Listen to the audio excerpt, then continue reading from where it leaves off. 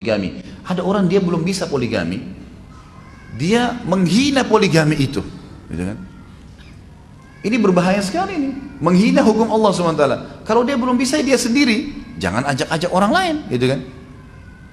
Dan lebih parah daripada itu, tadi sama kasus masjid, dia udah menghina rumahnya Allah. Yang kedua, lebih parah daripada itu, dia menghadang orang lain untuk datang ke masjid itu.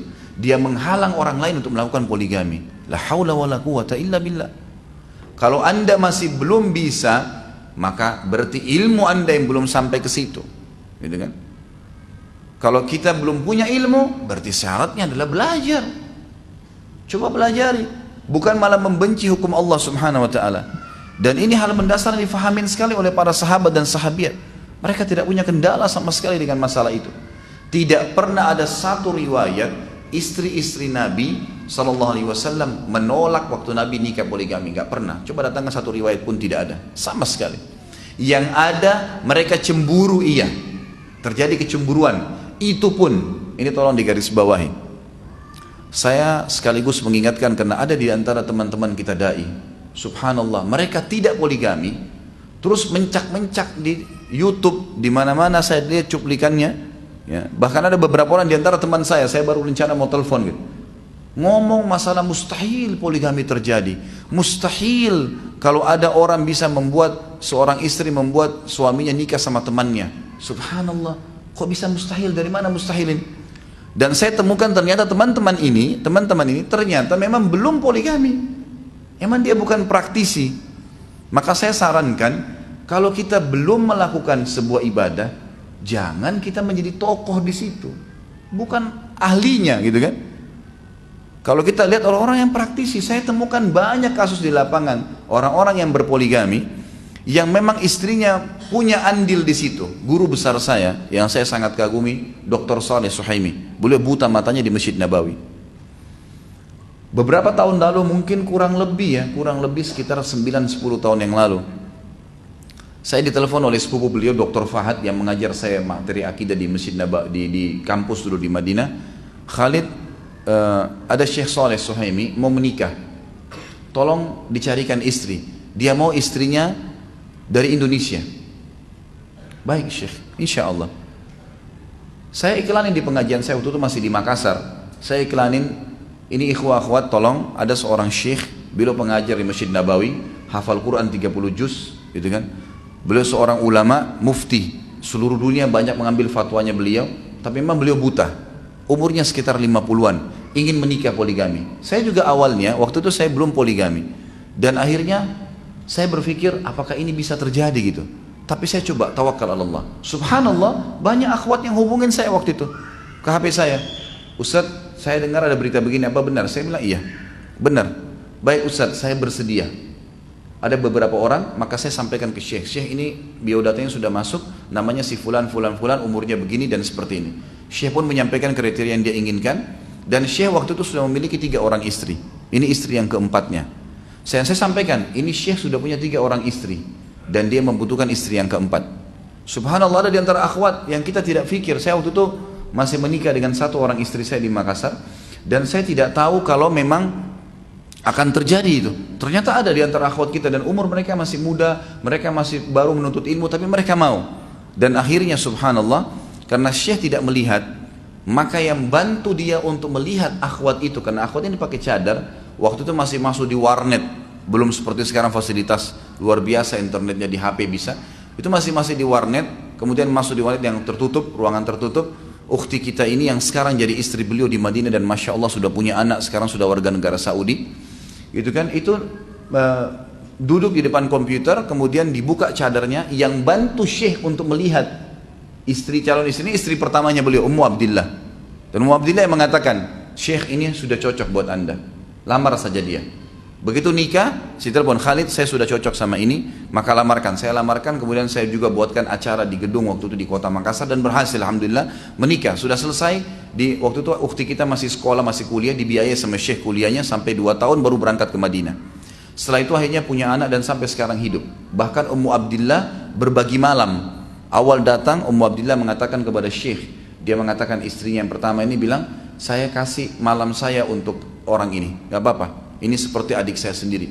Dan dalam rumah tangga beliau itu saya lihat luar biasa. Bagaimana istrinya itu seperti saudara. Bahkan saling telepon, hari ini kamu mau masak apa? Saya masak yang lain ya.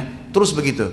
Kalau sopirnya Syekh pergi ke pasar untuk beli belanja makanan, maka masing-masing punya pesanan. Dan mereka tidak pernah itu yang kita dengar berantem, pukul-pukulan. Saya nggak habis berpikir kalau itu bisa terjadi. Kecuali memang niatnya sudah bukan karena Allah dan Rasulnya. Dan banyak kasus seperti itu. Saya ikhwah berpoligami, saya pribadi.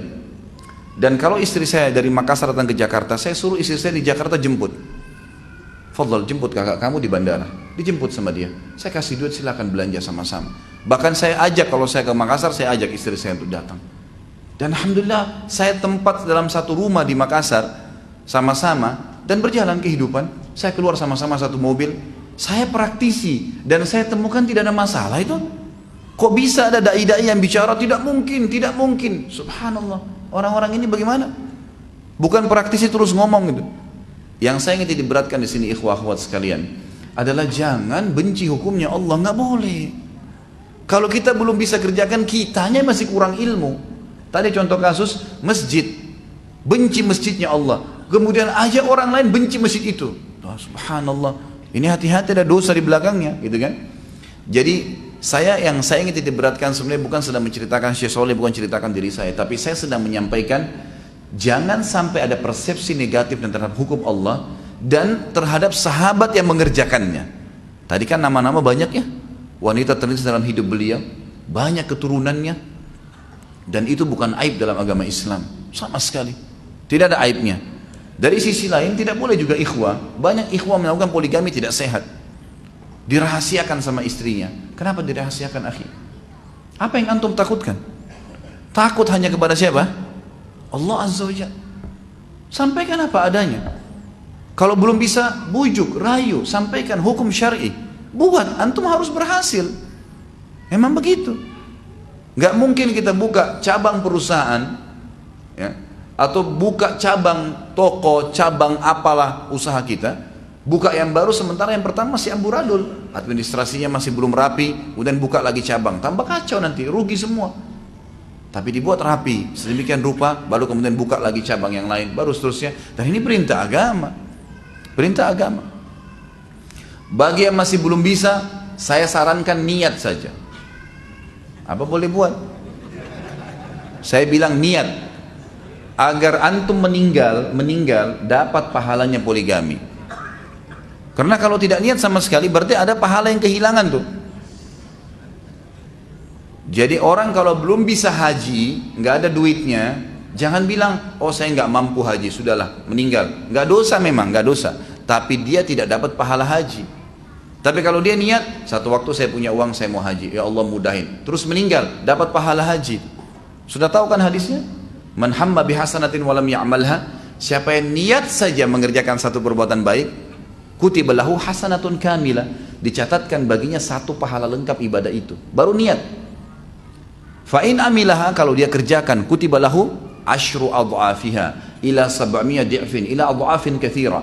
Dicatatkan baginya 10 kali lipat, bahkan 700 kali lipat dan kelipatan-kelipatan yang banyak. Antum mau tidur malam, niat sholat tahajud, niat itu sudah dapat satu lengkap pahala tahajud. Bangun malam 700 kali lipat, tergantung dari kadar keikhlasan seseorang. Niatkan itu. Berdoa kepada Allah SWT, karena beda. Ini ciri orang mukmin yang cerdas. Akhwat kita belum bisa menerima poligami, berdoa sama Allah, ya Allah, engkau turunkan hukum ini dan berat dalam hati hamba ini, ya Allah. Berikan hamba petunjuk, berikan hamba kemudahan, gitu kan, supaya bisa berjalan. Maka ini hal mendasar yang mesti diketahui. Dan semua ini sebenarnya adalah pembelaan terhadap perilaku Nabi SAW dan sahabat Nabi yang memang melakukan hukum poligami ini. Dan juga Allah Subhanahu Wa Taala telah menurunkan hukum dalam Al-Quran.